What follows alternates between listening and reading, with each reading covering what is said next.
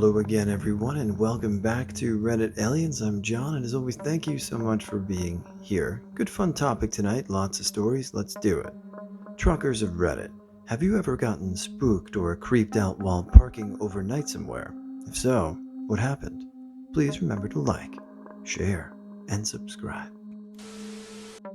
Pulled over for a break on way to Melbourne from Sydney at a truck stop. No streetlights or anything, pitch black. No other trucks or cars at the stop. I turn off my lights, I switch the truck off, do the curtains, lock the truck from both sides, jump into bed, set my alarm, and set my phone above me in the compartment. I was rolling over from side to side for around 5 to 10 minutes. I couldn't get to sleep due to it being prime summer temperatures, reaching around 30 degrees at night. I'm looking up at the ceiling, mentally planning out the day ahead. Suddenly the passenger side door opens up slightly, cabin light turns on. What the F? Now, the truck is fairly late model and in pristine condition, so there's no question about the door being faulty or anything. I just sat there for what felt like eternity, expecting someone to come up and see me sitting there with the solid rod in my hand that we use for tightening belts. No one came up, nor was there any noise at all, just quiet, eerie silence. I grabbed my torch and jumped down, walked around the truck. No other trucks were around, nor were there any cars. It was just me and my fully loaded B-double. After around 5 to 10 minutes of getting effed around with, I locked up and went to bed again. Woke up next morning, yawned, fixed myself up along with the bed, opened the curtains, and FML, there's a cemetery next to the stop where I parked. Hunger and laziness all escaped upon realization, grabbed keys, F putting shoes on, F putting pants on, switched truck on, and just got the F out of there ASAP.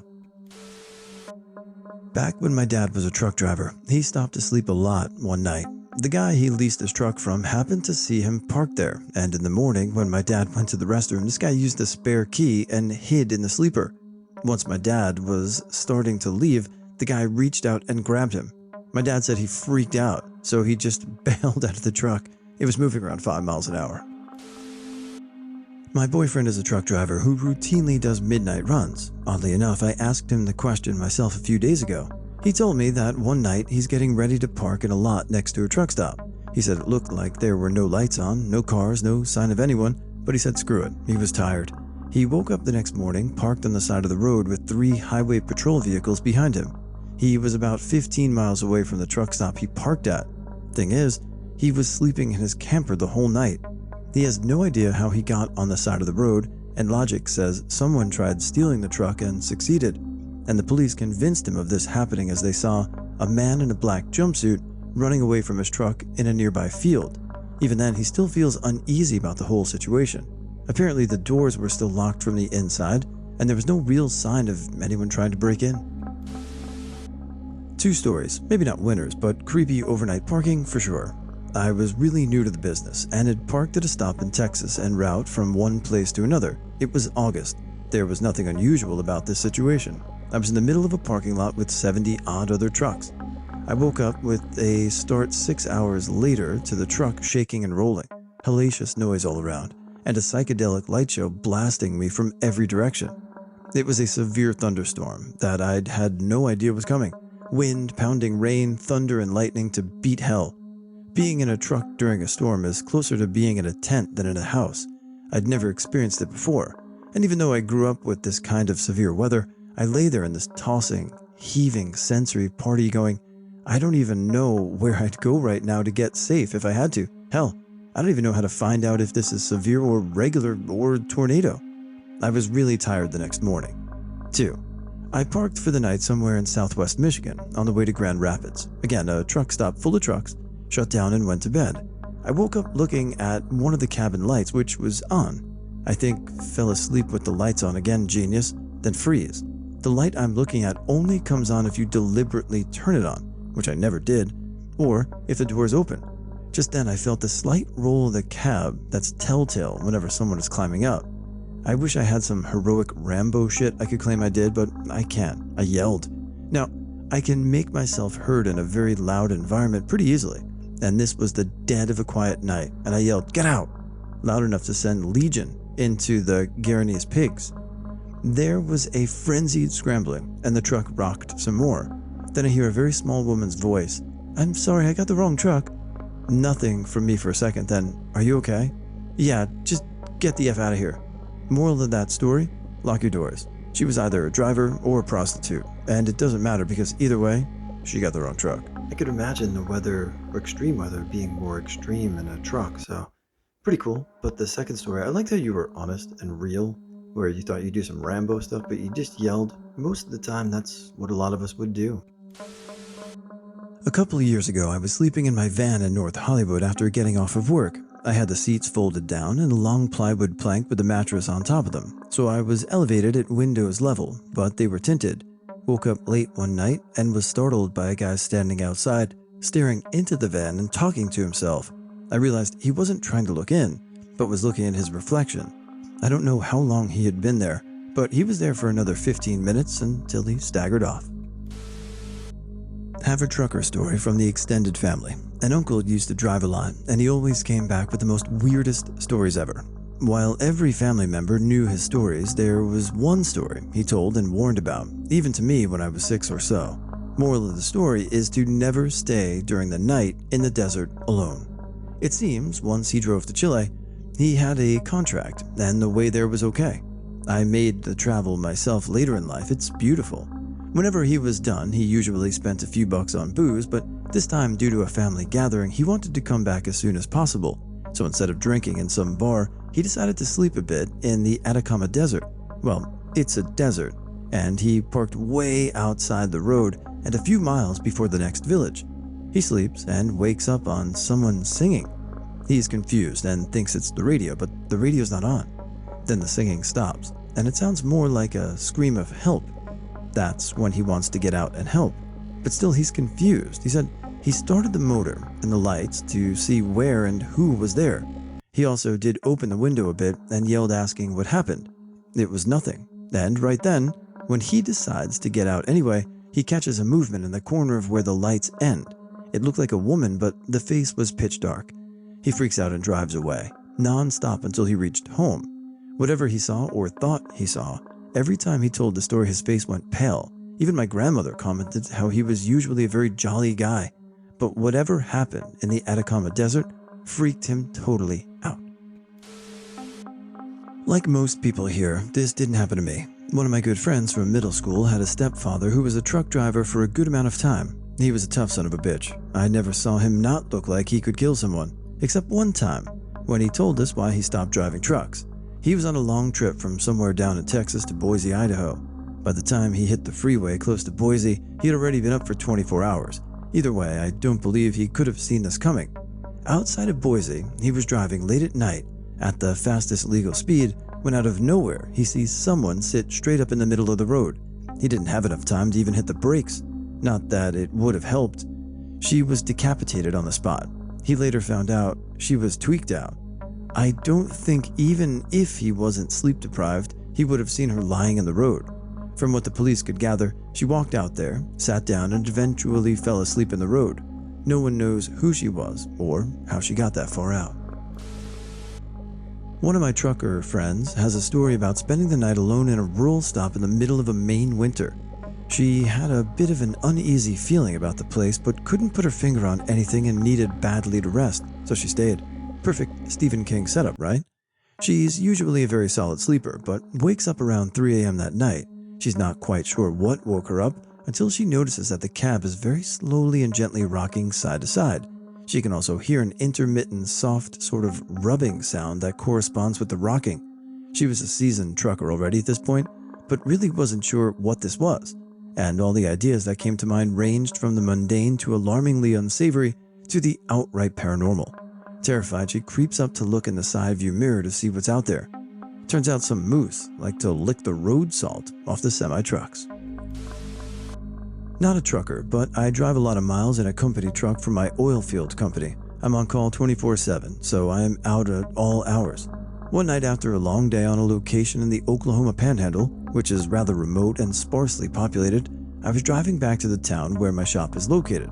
I got too sleepy to drive and decided to pull over and nap until the sun came up. So, I pulled off the 2-lane highway down a country road and parked on the side of the road. It's safer than pulling off in the shoulder of a highway and no headlights to bother you. This was and is common practice for me. I left my pickup running and turned the headlights off and leaned my seat back and fell asleep pretty quick, with the AC on low and the radio turned off. I slept pretty good for maybe an hour, and then I guess I was having strange dreams, so I woke up but just kept laying there because I was groggy. The wind was picking up and sort of shaking the truck with the random strong gusts. Lots of wind in Oklahoma.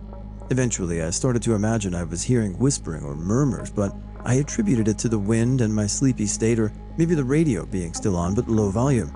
I kept hearing it, so I sat up and turned the headlights back on to look around. The lights illuminated the dirt road to my side and in front of me, about 50 feet in front of the trucks, and extended down the road into the dark where my headlights faded out were maybe 20 coyotes, all milling around and sniffing around in the gravel of the road, their eyes reflecting in the lights. Coyotes usually run from light and avoid humans and their noise at all cost. There was no fear in these coyotes, and I was sort of struck by how many there were all standing in the road. They all eventually moved off into the dark as a group. I wasn't really afraid as I was inside my truck, but my feeling was an uneasy one. So I got back on the highway and went home.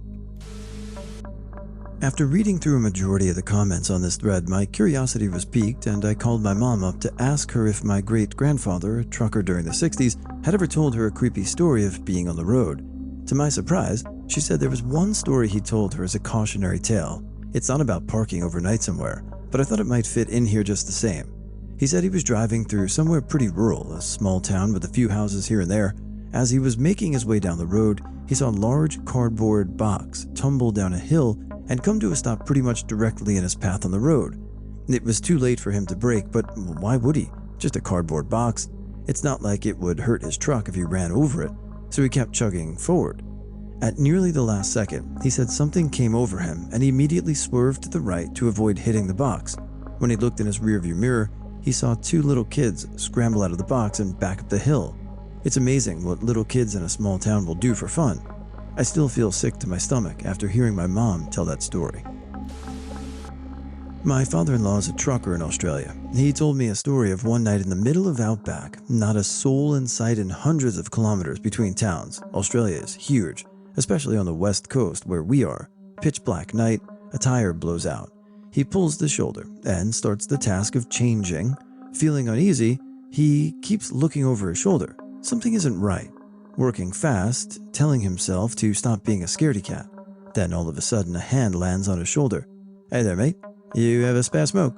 An Aboriginal man had wandered up to him like it was a normal thing. In the middle of nowhere, in the middle of the night. He says, "Nah, mate, don't smoke." So the man just walks away into the darkness. He reckons he aged about 20 years that night. So growing up, I learned my Australian accent from Paul Hogan or Crocodile Dundee, so I'm sorry, I hope I didn't offend any Australian listeners. Accent? Be kind. All the time. The worst might have been an incident that happened a while back in Indiana. I was just parked for a 34-hour reset. Means you can't drive for 34 hours, so you can get a full 70 hours of driving back. It's the hours of service that allows us to drive and count our hours, just outside of Chicago. Now, for all of you non-truck drivers, right out of Chicago and Indiana is probably the first place you learn about not stopping if you can. Drug dealers, lot lizards, prostitutes, theft, the whole nine. I didn't have a choice. I had nothing left at all for hours, so I sat. That night I heard someone messing with my truck in the back. I sat in my truck while I heard this continue for 2 hours. I would much rather deal with it in the morning than go out to see what's going on and getting robbed at weapon point. Woke up the following morning to see my fifth wheel handle pulled. Means if I drove, I would have unintentionally dropped my trailer I had attached, and my glad hands, the lines that connect my truck to the trailer that provides me with braking capabilities, completely missing. Worst of all, they undid my freaking catwalk like savages and ran off with it. I was driving overnight in a very low-populated area. Due to circumstances, I was seriously sleep-deprived. Driving in a poorly lit stretch of woods, my headlights started to cast shadows through the rails on the side of the road and started playing on the trees on either side. It looked and felt like I was driving across an ocean. And then the hallucinations started. When you're seriously sleep-deprived, you'll start to see shadows flicking across the edges of your field of vision. Shadowy figures started appearing in the water next to the road, swimming alongside me. They looked like monstrous mermaids jumping in and out of the water. The Dutch roads are notorious for having very few truck stops that actually have space for a real truck. So I drove for another hour, taunted by these figures. First truck stop, I pull into and ready myself for a nap. I wake up a couple of hours later, and one of the figures was in the cab with me, looking at me. I freeze, terrified for my life. I couldn't move until I calmed down enough to start noticing that while it seems to be moving and breathing, it doesn't seem to move that much. And then I realized it was my coat, slung across my seat. Panic subsided, and I used the adrenaline to rush the drive to 2 more hours I had to go. Other time, less spooky but creepy enough, a truck stop I was parked at was infested with lot lizards. I had already seen some of the less lizardy types get into trucks. I was reading a book when suddenly I hear my handle of the passenger door being pulled. It was locked, luckily, but that didn't stop the unseen puller to try to open it. It stops for a second, and I suddenly feel the cab swinging a bit like someone was on the ladder. Up comes this horrible visage of rotting, missing teeth with a balding head and so much eyeliner it could be called face liner. She mimes giving me a blowjob, but I refuse. She jumps off, and I see her storming off furious about something. Most of the other truckers were laughing at me. She was well known amongst the local truckers for her wiles. Also not a trucker, but have a spooky story. About 3 to 4 years ago, my dad and I took a 25-hour journey from Southern California to McAllen, Texas, Mexis, as some call it. This was late November, around 5 to 6 p.m., still plenty light outside. This white car that appeared to be fresh off the lot, no numbers on the plate, just the dealership plates, starts pulling in front of us repeatedly and cutting us off amidst the freeway traffic. The windows were heavily tinted, so you couldn't see who was inside. It was pretty irritating, and they continued to do this, so we sped up and eventually lost them. It began growing dark outside. I was tired, and I fell asleep as my dad continued driving. At this point, the freeway was empty. We had passed the major cities in Texas. There was nobody else on the road. I woke up at about 1:30 a.m. because I could feel our car alternately speeding the F up and slowing down. I sat up and rubbed eyes and noticed we were alone on the freeway. Wait, holy shit. Was that the same white car behind us? I look at my dad, who didn't say a word but continued driving very seriously. My dad's a very confident driver, macho man type guy. We were going up to 110 miles per hour. This white car would match our speed, then quickly switch lanes and pull right in front of us over and over again. When we'd slow down, they'd slow down. When we sped up, so did they. This is some pretty scary shit. When you're in the middle of nowhere, in the middle of the night. Obviously, I'm panicking. I was 19. Like, what's happening? Are we going to be okay? I don't know what they were trying to do. It's like a game of cat and mouse, my dad says. I guess this was or has been going on for at least 30 minutes. So my dad decides to end this once and for all. He starts gunning it way fast, close to 117 to 120 miles per hour until they're out of sight, which works. He takes the closest exit and pulls off the road. We went under an overpass. He switches off the lights, kills the engine, takes a gun out of the center console, gets out of his car and just stands there. My dad is a very calm, stoic man, ex-cop, who never shows emotion. I was convinced we were both going to die, or I was going to be brutally kidnapped by the cartel or something. About 2 minutes later, slowly, I hear gravel beneath wheels. My heart freezes, and I see the white car eerily slow, exit the freeway and turn the corner in the road toward us. The lights shine directly on us, under the overpass, illuminating my dad, firmly positioned, both hands on his gun, pointed directly at them. They just passed us, continued their slow drive down the road toward the gas station. We immediately turned the car around, went back to the freeway, booked the hell out of the gas pedal, and never saw them again. I used to drive truck in northern Manitoba. That's a road in the northeast you can drive for several hours and see very few vehicles. The road is quite flat and straight and stretches. Of course, this is deep in the bush. One day I saw something cross the road in the distance. Very large, easily past the hood of my truck, but not long like a moose or elk, just tall. It disappeared into the bush, and as I drove by the spot, the hair on the back of my neck stood up. I heard days later a tow truck driver describing on the radio his encounter with a similar creature, only he was much more clear he had spotted Bigfoot. This guy went to some length to explain he didn't want people thinking he was crazy, but he was sure what he saw. I asked an Aboriginal client of mine in a nearby community, and he said the elders spoke of them as commonly the same way we spoke of other animals. I don't know what I saw that day, but I'm certain it wasn't a bear, moose, deer, or elk. I just don't know what the hell it was. My brother was a truck driver in the early 90s and early 2000s. He just told me this story a few months ago. He was driving through Pennsylvania on the way back to New Jersey. He pulled over the side of the road behind two other trailers. In the early morning, he heard someone bang on his right door. He quickly jumps from the sleeping compartment and grabs his bat.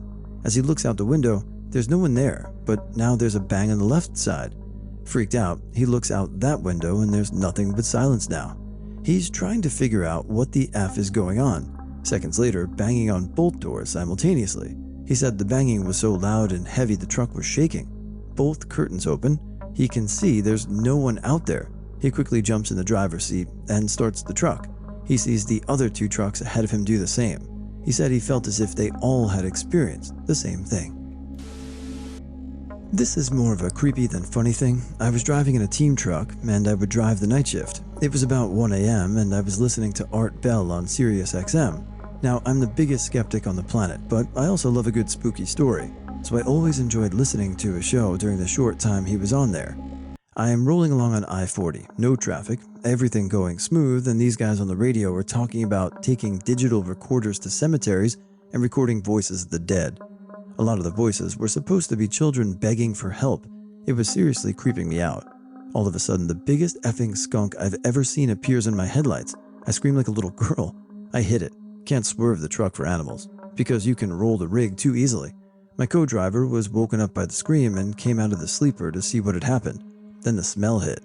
I had the AC on, just a fan, with outside air because it was cool out, and that skunk odor filled the cab. We had to pull over to the shoulder and get out to the fresh air. That truck smelled like a skunk for weeks. ITT, mostly replies from non-truckers. M trucker based in Canada was crossing border through Detroit, got pulled in for inspection, flashing police lights, megaphone instructions, police escort, had a load of tubes. I pictured pipes of some kind. Turns out it was a load of old cathode ray picture tubes for recycling. They give off faint radiation and trip the sensors. Spent 4 hours in a cinder block room without my phone or passport. Finally released, almost out of hours of service, pulled into the first truck stop I could find. They told me they charged $10 to park there. This is almost unheard of. Most truck stops want you there because you're going to spend money. They explained it was because it was a gated yard with a security guard watching your ass overnight against the rampant crime in the area. Detroit. Also, rolled past Gary, Indiana, which is infamous for murdering truck drivers. Glad to be Canada only now. Not my story, but my grandma's. My grandma was a truck driver who delivered all sorts of things across the U.S. She has all sorts of interesting stories, but the most intriguing to me was the time her and her husband, truck drive together, stopped at a rest stop late night. My grandma had gotten out of their truck to use the restroom. On her way out leaving the restroom, she decided to walk around the rest stop. She described the area as a sidewalk that went around a full rectangle with shelters, playgrounds, and other things in the middle. There was a man at the end of the sidewalk who my grandma had seen. At first, he looked like any other truck driver until he jumped and hid behind a post of one of the shelters. Freaked out, my grandma decided not to walk any farther along the sidewalk. My grandma says the man kept sticking his head out every 20 or so seconds as to see if she was getting any closer to him. Frightened, she decided to cut through the middle grass area to get back to their truck. The man peeked out again and saw she was gone. My grandma says he then ran the opposite direction from her with what looked like a knife and jumped a fence. She hauled ass and left the truck stop, ASAP. Probably late to the party on this one, but I'm a trucker with a story. I was loading hay in winter in northern Minnesota, almost by Canada. This type of load is usually picked up in a field. There are no street lights, or any lights for that matter. I finished getting the load on my trailer, and the farmer said I could sleep here. Farmer took off as I was throwing my tarps on the darkness. Now, I'm alone in the middle of a field with just a flashlight and my truck lights. I get down to throw my bungees and I hear howling. I have a husky back at home, so I know what the sound like. Except this howling is getting closer to my truck. I hurry up and jump back in the truck to warm up. I just sit there and turn on my headlights to see if something was out there. Sure enough, it's a wolf in front of my truck. I just leave my truck idle overnight as it's cold out, jump in the bunk and say, screw this, I'll leave when I have hours to. Never got back out of the truck until daylight.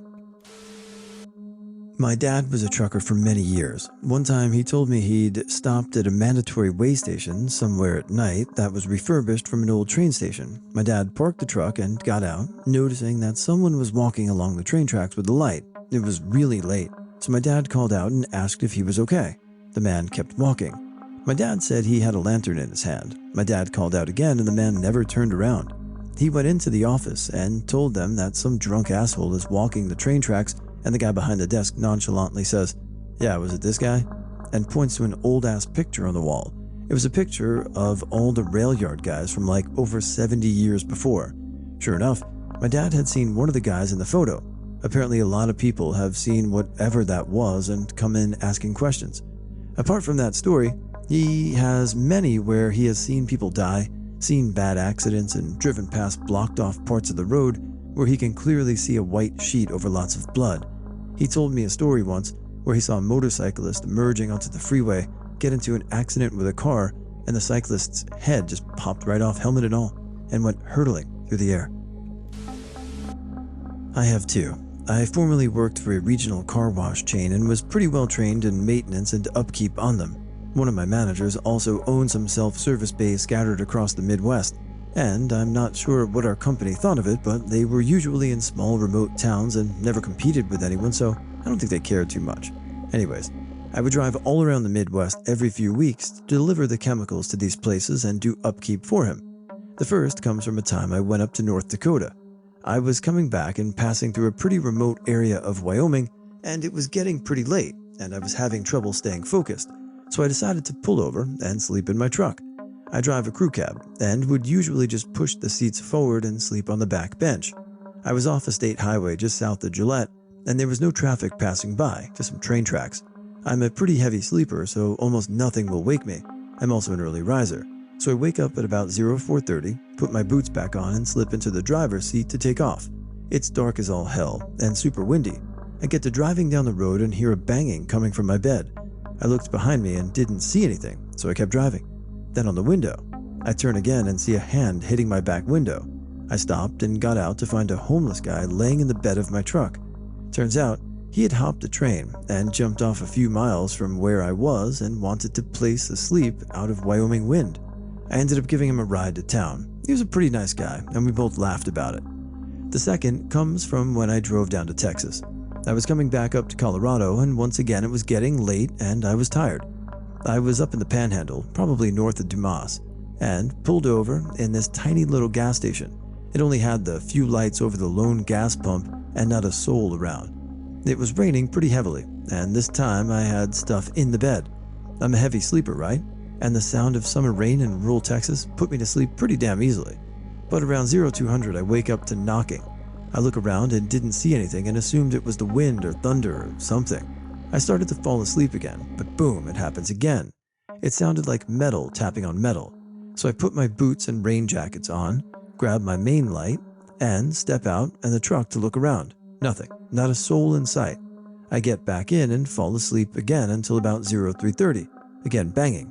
This time I'm just pissed I can't sleep and grab my shotgun and step out and say, "Stop banging my effing truck, assholes." The rain gets heavier, and I fall asleep again until my alarm goes off about 0445.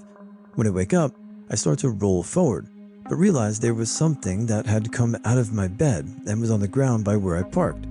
I grab it and see something on the ground. From the field I was parked next to, I see a set of boot prints on the ground, not mine. I wear true cowboy boots with a pointed toe. These were square-toed. I got back in my truck and drive like a bat out of hell until I hit the New Mexico line around the time the sun was coming up. I've never been able to explain that. Nothing was in that field. Not a house, a farm, a factory, nothing.